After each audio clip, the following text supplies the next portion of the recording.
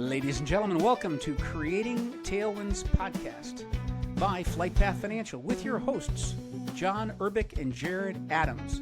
Join us today as we discuss the power of infinite banking. And here we go. John, welcome again, sir. How are you? I'm doing great, Jared. Good morning to you. Good morning. Great to see you. Smiling face, looking good there. I like that. I like that coat. You're looking sharp today. Well, you gotta dress for the occasion. This is important. Yeah. This is important stuff, and It is important stuff. We treat it What have you seriously. been, You and I. What have you been up to? What's been your last, what's your most recent task that's not IBC related? You'll laugh. I went to the gym and to learn to do backflips on a trampoline because I want to go do an aerial at a park in Kitzbühel in Austria. And Antoinette said, absolutely not. My daughter, the doc, says absolutely not. So I'm getting a lot of pushback on that. But I have footage of me doing a backflip on the. Are they referencing that brand new knee? Are they talking about that at all? Yeah, they're talking about. Veronica gave me all the stats on people with cerebral damage from these kind of events, and they paint this doom and gloom picture. And I'm like, I want to do it.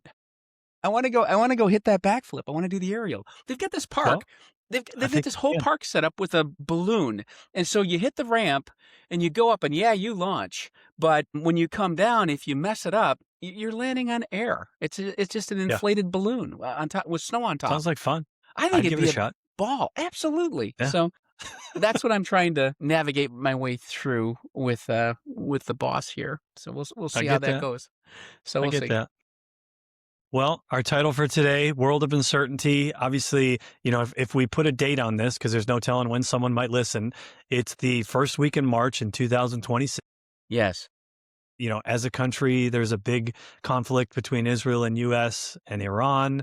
Obviously a lot of uncertainty just in, what the world looks like. But I think we could probably discuss all of that aside. The world's in a pretty rough spot financially, regardless of whether or not there's a conflict going on right now, just with, the value of money across the globe, the constant deflation that's been currently going on with what your dollar buys. I don't know. What are some of your thoughts on that? I don't want to differentiate too far. No, you and I have talked about this for sure. Because of all the money printing, because of all the inflationary impacts that are out there, people are working harder and harder for less and less in real purchasing power. And so if you go back and, just in take 2008 when we had that big meltdown with the markets, right? Yep. $1,000 then you need almost $7,000 to achieve the same purchasing power. Not 7-to-1. I mean, that's pretty dramatic. If you look at the average private sector wages versus inflation, I think this is a really interesting study. And you and I both have looked at this. And if you go back to 2007, you snap to present day, the average growth rate, about 3%, we went from $23 an hour to about $34.50 an hour over those years. Yet the inflation-adjusted average wage went from about $23 to $24. Hardly moved at all. So this 30% differential means that the average Joe and Jane have to make another 40% earn 40% more money to have the same purchasing power they needed in 2007. So it's quite dramatic. So even we're talking about the other day it was mortgage rates. Oh, mortgage rates have come down a little bit.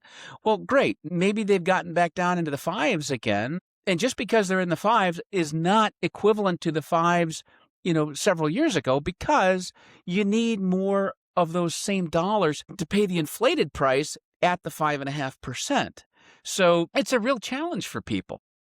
Huge challenge. And, this is not just a one slice. This is not just a one thing caused all this, right? But if you're going to talk about maybe a contributing factor, the amount of money that gets printed month in, month out, year over year, one of the biggest factors in this, right? Like you've got, just this year alone, you've got the U.S., their budget is $7 trillion. How much are they bringing in? 5.2. Well, you don't have to be a math whiz to realize that we are way over what we're bringing in. We're spending more than we're bringing in. And if you look at just that 5.2 that's coming in, that's being spent on entitlements and debt. Now that's not covering any of the other costs that need to be covered as a government. So what do they do in order to cover more cost? Print more money by issuing more bonds, So right? that So Go go ahead, ahead. Jared. As you say, so where does that leave us? Why does infinite banking make sense in this environment? That's I think the central question. People say, well, It all really right, is. so Yep. yeah. I mean, it's about taking uncertain times and turning them into certainty, about building clarity, about purposefully placing your money in a place that you know that it's safe, that you have access to it, that you control it, and that nobody can dilute it on you because you're in a place which is growing with inflation because of the dividend income inside, which is not guaranteed, but it's been paid for 100 years. And you've got the core backstop of the life insurance contract. We looked at a chart earlier, you and I, and it went from emerging market stocks all the way down to cash in the various asset classes. A life insurance contract falls smack dab in the middle, somewhere, 3 to 5%, some more, some less, but that's a pretty good number these days. If you go to the extreme end over 40 years, the emerging markets have returned about 10%. International stocks about 7%, where wage And these growth are has grown. annual averages, right? So Yeah, over the yeah, course of the 40 years, the annual return on the emerging market was 10% annually. right. Yep. But that's the average. What about the down years? Some of those numbers Yep. are pretty ugly. And we have had nothing but money pumping, propelling these nominal dollars through the roof. And so people say, hey, my house has gone up in value. It's doubled since, 10 years ago or whatever it is. Why is that happening? Has the intrinsic value changed? No. The amount of money that's been sloshing around being forced into the economy has changed. That's what's That's right. happening. Yep.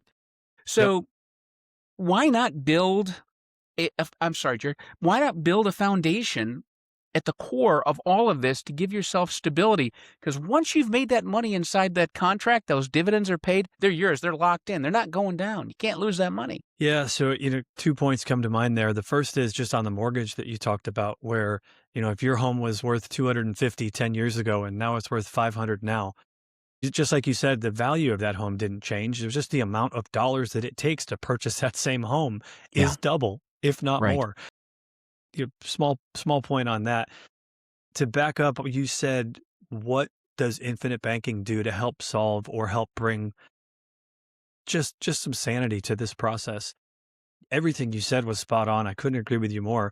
But beyond maybe just the product, I'd even talk about the process. If you start reading on infinite banking and start doing some homework and some research, you're going to end up looking at the Austrian model and talking about how the Austrian folks would have thought about the economics. And there is so much more in play on the psychology of how you spend your money, where it goes, when it goes, how do you control the things you can control, right? So there's so many other, we can look at rates of return and we can look at what that provides on one side, but you also have to control what you can control. And that's where infinite banking asks you to step outside, do some research to understand the history, understand what's coming.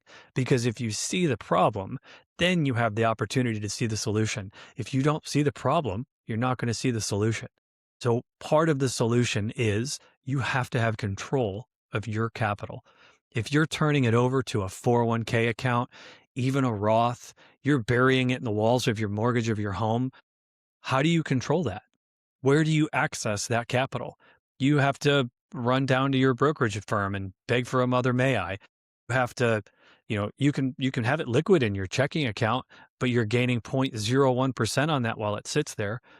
So you've got all of these complete different spectrums of where does your money reside.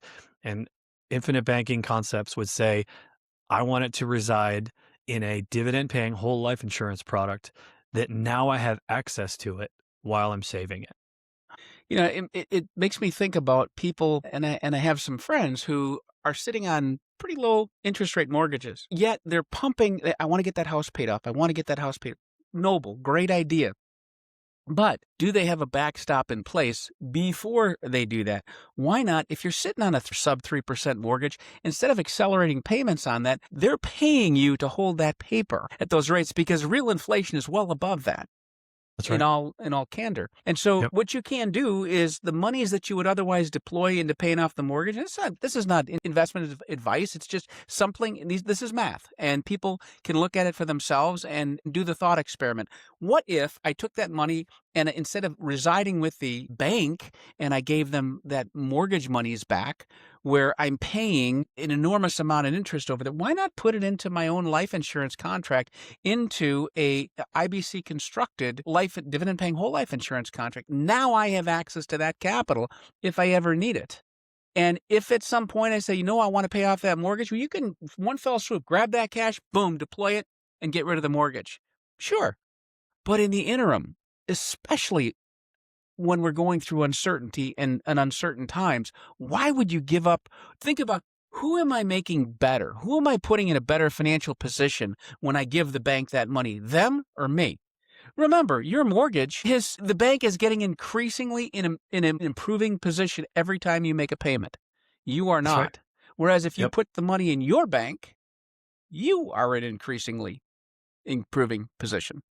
That's right. Something to think about. Yep.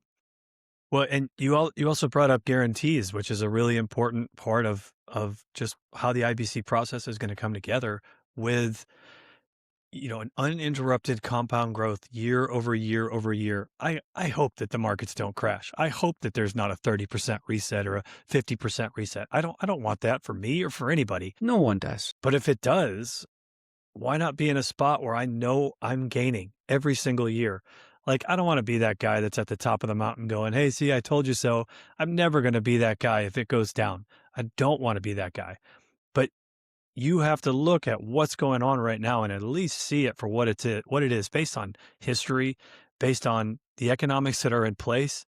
Like, you don't have to be a math whiz or a CPA or some, fancy put the letters behind your name to realize you're in kind of a tough spot right now as a worldwide economy. So why not be in a spot that you have guarantees? Remember when Nelson used to say, he didn't coin the phrase, but he would repeat it readily in conversation, was, he who has the gold makes the rules. Own the gold, meaning have your contracts funded. When you have the resources, you can call your own shots. You don't have to rely on anybody. It's freedom, it's independence.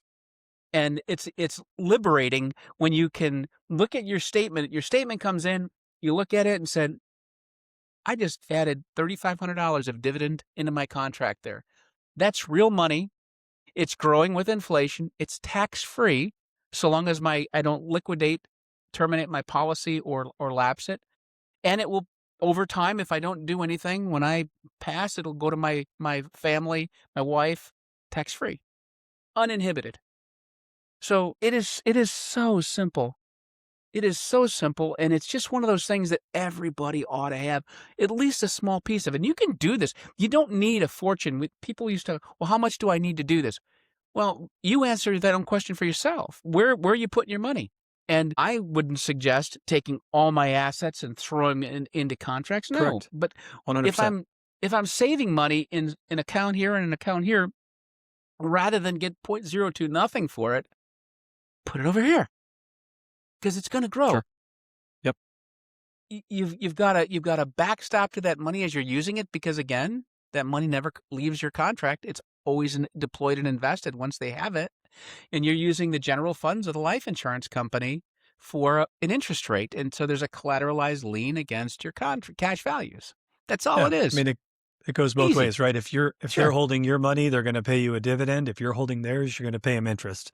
It's pretty common stuff. It goes both ways. Yeah, and again, you're getting that money swinging back in that big circle of money flow Yep. vis-a-vis a dividend. So even though I'm paying That's right. interest on the money for the loan, on the back end, at the anniversary date of the contract, I'm getting a dividend. Yeah. And Nice. I know I said it earlier. I want to circle back on it. We talk so much about the product, which is important. You have to know what you're getting involved in, but the process is so much more important.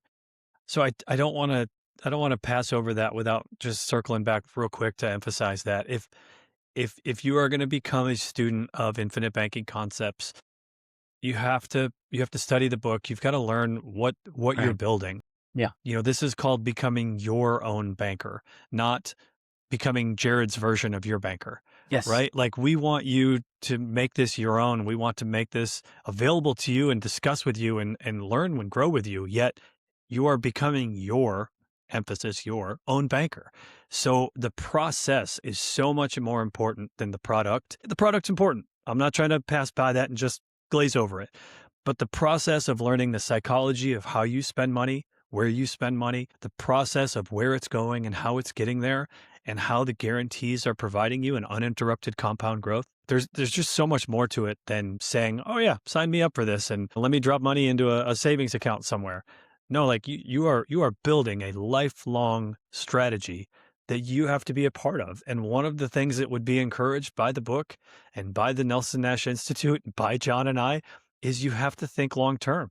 You have to step outside of 1 week ahead or 1 month ahead and to see what's in front of you. Again, if you see the problem, you'll have an easier time seeing the solution. I couldn't have said that better, Jared. Of course, the process is how the money flows. And you get right down to the brass tacks. What is the process? The process is who controls the money and how do we capitalize the things of life? How do we spend it? How do we flow it? And who benefits from that? Right now, the current structure is designed to benefit everyone but the people who bring the money to the table. That's how it Yep. works. Yep. Jared and I are here to show you that there's a better way. And you can flow the money through your hands. And so by controlling that capital, you benefit directly rather than some other bank. You don't do business with banks, as Nelson would say. That's Of right. course, you got to do business with banks, but you don't have to do all your business with banks. So, but that's a nice little recap of. We'll have to do something on the process over the product We've soon. talked about that a couple of times Yeah, now. I've been taking down some notes each time we talk about that. I'd love to dive into that a little further. I think that'd be a good one. that would be a good one. But I think that's a pretty good recap today Yep. on uncertain times and what we can Sure. do about these uncertain times. We can bring clarity to our lives, financial freedom, and financial independence from the system which surrounds us. And we have so little to do with that control. If we can bring that back home into our own personal economic model where we control the capital, we can change our lives. We can change our financial lives. And we'd love to help you do that. So, you know, please, whatever it is, click like at the bottom, and we'd love to hear your inputs. If you see something out here that you have a question about, please ask us. We would love Yep. to talk with you. Agree with that. And any feedback is great feedback. If there's something you don't like about it, we'd love to hear that too. So totally on board. 100%, Jared. Yep.